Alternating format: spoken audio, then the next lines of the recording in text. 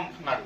అయితే ఫిలిప్పీలకు రాసిన పత్రిక 4వ అధ్యాయం 4వ వచనం అందరికి తెలిసిన ఒక ఏమంటున్నదండి, rejoice in the Lord always and again I say rejoice. మనం అనుకోవచ్చు నేను ఎప్పుడు కొనియాడాలా, దేవునిలో ఎప్పుడు సంతోషించాలంటే ప్రతి క్షణం ఎల్లప్పుడూను.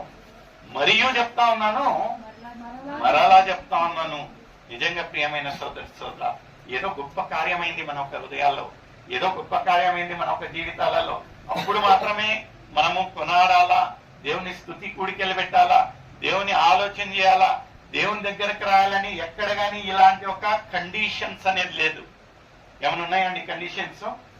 నాకు మాత్రం తెలియదు, ఎలాంటి ఒక కండిషన్స్ లేవు.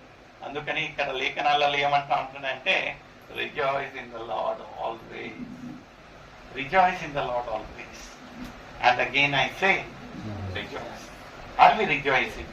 దేవునిలో మనము ఆనందిస్తాంటున్నామా కదా. ఎక్కడైనా మనం మకాలలో ఆ ఒక కళ ఉంటదేమో కానీ దేవుని యొక్క సన్నిధికి రావాలన్నా, దేవుని యొక్క సన్నిధిలో ఉండాలన్నా, దేవుని సన్నిధిలో ఉన్నాలన్నా మన ఒక మకాలలో తెలిసిపోతుంది ఎంత గొప్పగా ఆనందంగా ఉన్నాము. ఇవన్నీ విమర్శించటం లేదండి, ఎందుకంటే అలా ట్యూనప్ అయిపోయినాం మనము. అలా ఉంటున్నది. ఒక సృష్టికర్త సృష్టిని ఎందుకు సృష్టించాడో అనేది మర్చిపోయాము. మనం ఒక సృష్టి అండి, వాట్ హస్ క్రియేటెడ్ us. అయితే సృష్టికర్తకు మనం ఏం చేయాలా అనేది మనం మర్చిపోయాము. ఏమంటా అంటున్నాడంటే సర్వలోకానికి వెళ్ళి, అందరికీ తెలుసు బాయ్ కదా, అందరికీ తెలిసిన ఒక విషయాలే. అయితే నిజంగా మనం అలా చేస్తాం, అలా చేస్తాం. ఏం లేదు బ్రదర్, మాది కాదు ఆ పని, వాళ్ళు ఫుల్ టైం మినిస్ట్రీస్ ఉంటారు, పార్ట్ టైం ఉంటారు, మా మాటలు ఇవ్వలేంటారు బ్రదర్.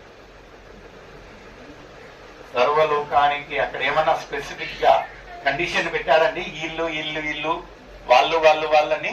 నథింగ్. మనల్ని సృష్టించిన కారణం ఏంటి అనేది మనం తెలుసుకోవాలి. ఇక్కడ ఏమంటా ఉంటున్నాడంటే సర్వలోకానికి వెళ్ళి సువార్త ప్రకటించుడి.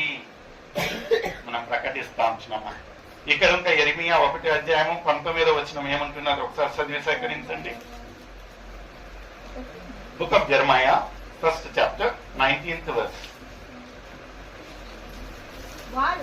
వారు నీతో యుద్ధము చేయుదురు గాని గాని విడిచిపెట్టుటకు ఆ నేను నీకు తోడై ఉన్నాను. హల్లెలూయా.